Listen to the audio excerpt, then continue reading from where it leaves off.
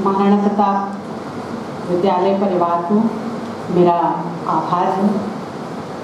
मुझे यहाँ एक अवसर प्रदान करने के लिए आप लोगों के बीच जिन भी आयोजनों में मैं आती हूँ, मुझे बहुत इसका जो है बहुत ही अच्छा लगता है।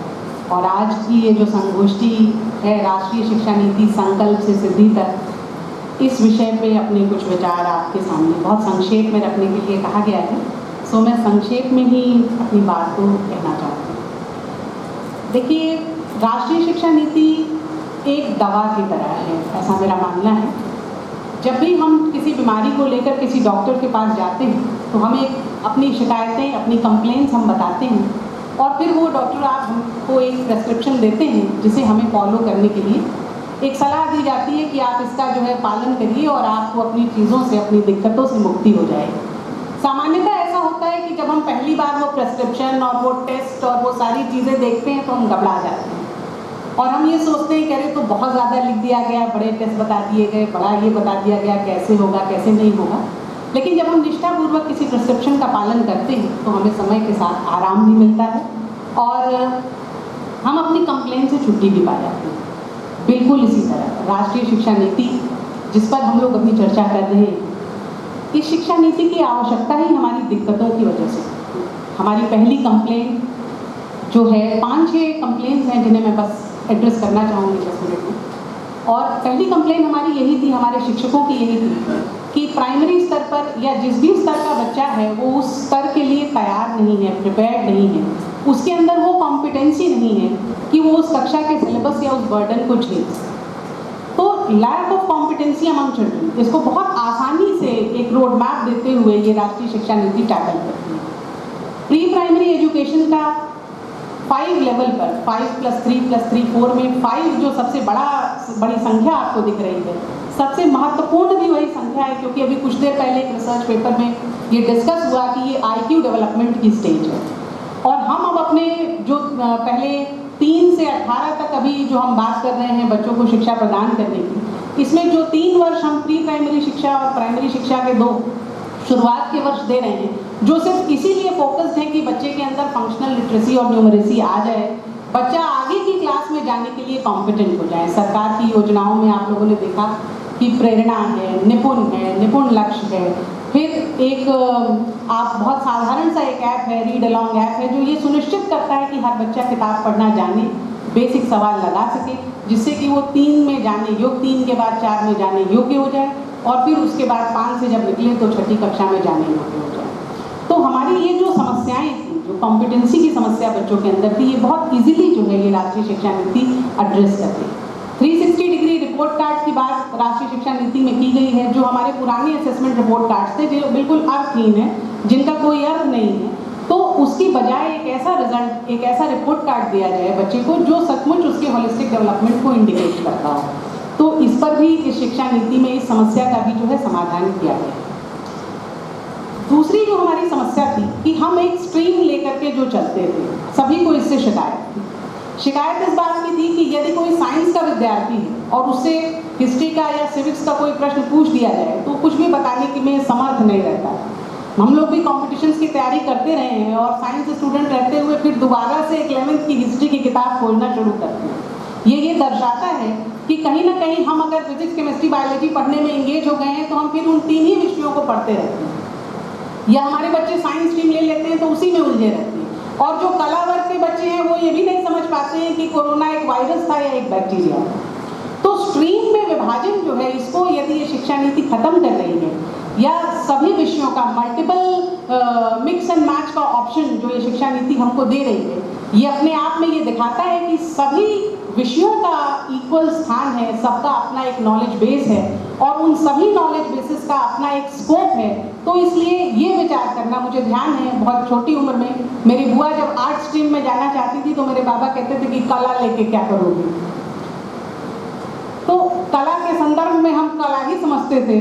और ये नहीं समझते थे कि उसमें कितने विषय हैं और उन विषयों के अपने स्कोप्स हैं, उन विषयों के अपने फ्यूचर हैं और हम जैसे अपनी रुचि के अनुसार, अपने अनुसार, ये हमारी शिकायत थी बच्चों की और ये राष्ट्रीय शिक्षा नीति बहुत आसानी से एड्रेस करती है। और धीरे धीरे जैसे कि हम ये कह रहे हैं कि सभी विभागों में मिक्स एंड मैच की स्ट्रैटेजी लाई जाएगी तो इसके रिजल्ट्स भी बहुत अच्छे आएंगे। हमेशा ये ज़रूरी नहीं कि कोई साइंस स्ट्रीम का बच्चा एक इन्वायरमेंटल जर्नलिस्ट भी बन सकता है। तो यदि उसको जर्नलिज्म का ऑप्शन भी अपने वैज्ञानिक विषयों के साथ मिलता है और उसका करियर ग्रोथ उस दिशा में हो जाता है तो ये अपने आप में बहुत अच्छी है। हमारी तीसरी समस्या जो है वो मैं ये समझती हूँ कि जैसे हम जो कुछ करते हैं हम अपने हैंड्स को यूज़ नहीं करते, हम स्किल ओरिएंटेड नहीं हैं। इस हॉल में बैठे कितने लोग ऐसे हैं जो एक फ्यूज़ को चेंज कर सकते हैं या जो एक टैप को चेंज कर सकते हैं या किसी प्रकार का स्किल जानते हैं, या कोई ऐसा मान लीजिए हमारी गाड़ी बिगड़ जाए तो हम उसे ठीक कर सकते हैं, हम तुरंत किसी न किसी सपोर्ट को खोजना शुरू कर देते हैं। या शिक्षा नीति ये कहती है कि 6th ऑनवर्ड्स ही हमारा बच्चा किसी न किसी स्किल से वो इक्विप्ड रहे जिससे कम से कम वो अपने हैंड्स को अपने ब्रेन के साथ यूज़ करना चाहे। और ये अपने आप में एक बहुत बड़ी बात है। बहुत हद तक हमारी जो शिक्षा व्यवस्था है वो इस तरह की है कि हम ऑफिस में बैठना चाहते हैं और फिर हम खाली पेपर्स और बुक से घिरे रहना चाहते हैं, फिर हम राइटिंग रीडिंग तक ही सीमित रह जाते हैं। जो 2 हाथ हमने दिए हैं उनसे हम क्या क्या कर सकते हैं और छोटी उम्र में उसमें हमें क्या क्या सिखाया जा सकता है, इससे हम बहुत वंचित रह जाते हैं। यह शिक्षा नीति वोकेशनलाइजेशन की तरफ हमको ले जाती है। BWOC जैसे कोर्सेज जो पहले क्रिटिसाइज होते थे अब बहुत सारी यूनिवर्सिटीज़ में स्टार्ट हो गए हैं। और भारत में एक वॉशिंगटन अकॉर्ड में मुझे लगता है कि बहुत साल पहले ही वो रजिस्ट्रेशन हो गया। जो भी ये ग्रेजुएशन डिग्रीज वोकेशनलाइजेशन में मिल रही हैं, चाहे वो एंटरटेनमेंट के फील्ड में हो, चाहे वो हेल्थ केयर के फील्ड में हो, चाहे वो जर्नलिज्म के फील्ड में हो, ये जितनी भी डिग्रीज मिल रही हैं ये फॉरेन कंट्रीज़ में भी उतनी ही वैलिड हैं और उतना ही स्कोप हमारे स्टूडेंट को देती हैं कि वो जितना एकेडमिक स्ट्रीम में उसको स्कोप मिलता है। तो वोकेशनलाइजेशन से हमारी बहुत सारी समस्या, वोकेशनलाइजेशन की बात हम शुरू से करते हैं, लेकिन हम उसको कैसे करेंगे इसके लिए भी एक रोड मैप इसमें ग्रेजुअली बनाया जा रहा है और सभी यूनिवर्सिटीज़ में वोकेशनलाइजेशन को हम एड्रेस करें। तीसरी बात जो हमारी एक समस्या थी एग्ज़ाम स्ट्रेस को लेकर, मैं तो खुद एक स्कूल सिस्टम से एसोसिएटेड रही हूँ और बच्चों में एग्ज़ाम को लेकर के तनाव और गार्जियन का एग्ज़ाम का तनाव महसूस करती हूँ। यदि बच्चा फेल हो जाता है किन्हीं कारणों से, आप समझिए you can fell into a debt, आप कुछ भी कर सकते हैं, आपका उस दिन एक्सीडेंट हो सकता है, आपकी तबीयत खराब हो सकती है, आपका पेपर छूट सकता है and then your whole life is destroyed. ऐसा होता है और पेरेंट्स स्टार्ट मोर्निंग। अगर आपका बच्चा फेल हो गया तो रोना शुरू कर देते हैं और अगर उसका 82% आ गया तब भी रोना शुरू कर देते हैं क्योंकि नंबर 98 तक गया। 98 वाला गार्जियन भी खुश नहीं है, उसको लगता है कि 99 आ जाता तो, और 99 वाला भी परेशान है कि कोई अच्छा कॉलेज अभी तक नहीं मिलता है। तो कहीं ना कहीं एग्जामिनेशन सिस्टम और इवैल्यूएशन सिस्टम से हमको दिक्कत है। हमारी इस कंप्लेंट को ये पॉलिसी बहुत अच्छे से एड्रेस करती है क्योंकि आप देखिए इसमें पुनः परीक्षा के प्रावधान हैं। तो 2 बार बोर्ड परीक्षा की बात की गई है। लोअर क्लासेस में परीक्षाओं को थोड़ा सा कट ऑफ किया गया है, करिकुलम को बहुत आसान किया गया है। तो कहीं ना कहीं इस डेवलपिंग वर्ल्ड में जो स्ट्रेस हम फेस कर रहे हैं उस स्ट्रेस से ये पॉलिसी हमको छुट्टी दिलाती है और हमको एट ईज लाती है, बच्चे को एक पुनः मौका देती है क्योंकि परीक्षा तो कुछ भी नहीं, जो एग्जाम के नंबर्स हैं उनका कोई, वो तो सिर्फ बस एक नंबर है, उसका कोई बहुत अर्थ नहीं है किसी बच्चे के आकलन में या फिर उसके प्लेसमेंट में उसका कोई बहुत रोल नहीं है। तो यदि उसको कोई अवसर मिल जाता है और उससे वो एक खुश ज़िंदगी जी पाता है और एट ईज हो पाता है तो मुझे लगता है कि अपने आप में बहुत अच्छी बात है। जॉब्स की हमारी समस्या है, जॉब्स को लेकर के हमेशा हमारी कंप्लेन रही है कि हम लोग पढ़ रहे हैं लेकिन हमको हमारा डिज़ायर्ड जॉब नहीं मिल रहा है। विद्यार्थी अपना टाइम स्पेंड कर रहे हैं, विद्यार्थी अपने इमोशंस किसी स्ट्रीम में लगा रहे हैं और फिर हम देख रहे हैं कि वो लैंड कर रहे हैं बीटेक 4। एक कहावत है, पढ़े फारसी बेचे तेल। तो हम पढ़ कुछ रहे हैं और फिर हम किसी और स्ट्रीम के साथ लैंड कर रहे हैं। करने को तो कुछ भी किया जा सकता है, अपने जीविकोपार्जन के लिए आदमी अपना पेट पालने के लिए कुछ भी कर सकता है, लेकिन क्या हम जो काम कर रहे हैं उसमें संतुष्ट हैं? क्या वो हमारे इमोशंस को सूट कर रहा है? क्या जो समय हमने किसी निर्धारित कोर्स को दिया उसके बाद जो हमारी उससे एक्सपेक्टेशंस रही वो फुलफिल होती? जब हम आप लॉन्गर रन में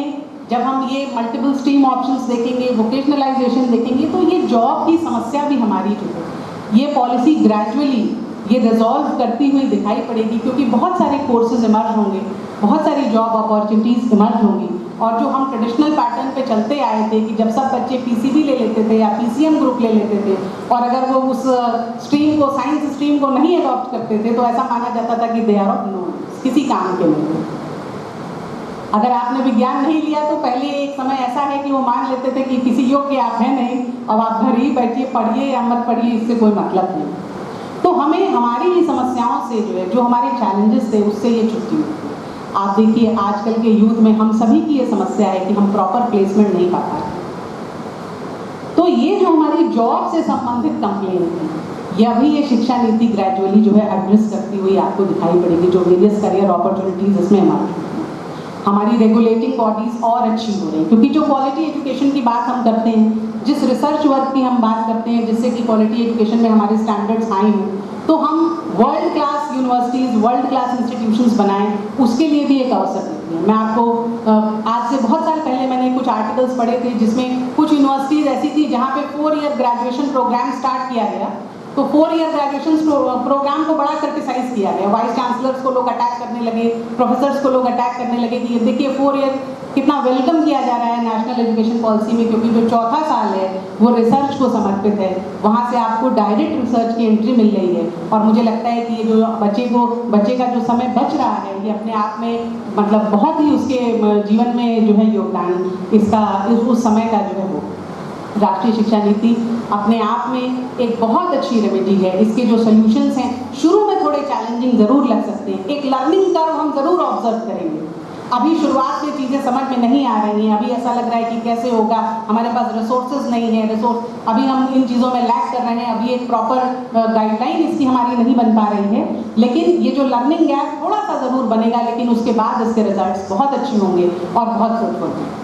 2030 तक इस दवा का असर प्राइमरी और वोकेशनल एजुकेशन में हमको दिखाई पड़ेगा, और 2040 तक मेरा मानना है कि हायर एजुकेशन इंस्टीट्यूशंस में भी हमको दवा का असर दिखाई पड़ने लगेगा। और यही हमारे टारगेट्स भी हैं, जब हम एजुकेशन पॉलिसी को, ये सभी हमारे टारगेट्स भी हैं।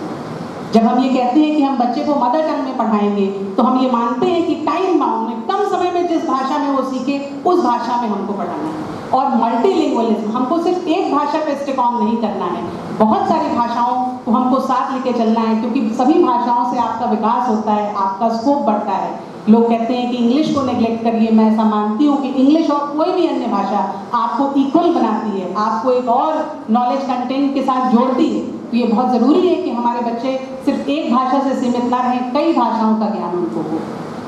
और राष्ट्रीय शिक्षा नीति की भी यही देन है। और ये जितनी हमारी कंप्लेंट्स हैं, आप देखिए, आपने जितने भी शोध पत्र अभी पढ़े गए, आपने उनको सुना, चाहे वो इंक्लूसिव एजुकेशन के थे, चाहे डिजिटल रेवोल्यूशन के थे, चाहे टेक्नोलॉजिकल रेवोल्यूशन के थे, हर क्षेत्र में हमारी समस्याओं के समाधान ही हमको इस पॉलिसी से मिलते हैं। यह पॉलिसी अपने आप में अद्वितीय है, और समय रहते, जब समय के साथ हम देखेंगे, जब 2, 4, 6 वर्ष बीत जाएंगे, इस प्रकार की संगोष्ठियाँ होती रहेंगी, हम अपने विचार रखते रहेंगे और लोग इस पर काम करते रहेंगे, तो हम ये देखेंगे कि हमको जो हमारे गोल्स हैं उनको हम आसानी से अचीव करेंगे, और हमारा देश एक super power, knowledge super power, जिसका कि ड्रीम इस पॉलिसी में किया गया है, उस पर जो है वो खरा उतरेगा। इसी के साथ मैं अध्यक्ष महोदय का क्योंकि समय हो गया है, तो मैं अधिक समय न लेते हुए आप सभी को बहुत बहुत धन्यवाद। अब मैं देर ना